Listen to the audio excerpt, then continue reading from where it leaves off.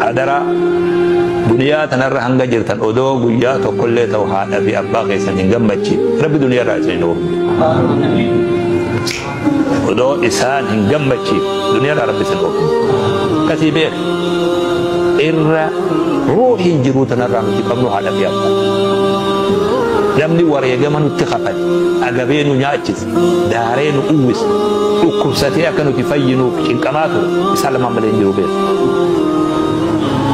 halkanii guyyaa yoo miilan dhaabbate galanni isaanii kafalameen dhumuu beeku halkanii guyyaa goggoynee akka utubaa kana dhaabbate tokko biyya hajjitti haadha duyda kaatee abbamoo haadha duyda uka kaatee hajjisiis ba'atee as oofee achi oofee nama tokko gaafatee waa haqa saafirraa wayyeessee jegaa biyyarraa fuudhatin akkana fidee xawaabse jennaa wallaahi rifaatuu yeroo takka hoggaatti rakkatee isaan rifatan hin ga'u jeje wallahu wanni ati goote haadhanuma qabdanii mi isiniin kun haadhumarraa dhalattanii mi namni asii gabbuu yoo jiraatu akka roobaarraa kanatti karoobame yoo jira karoobame ni dhalatee namni madani galee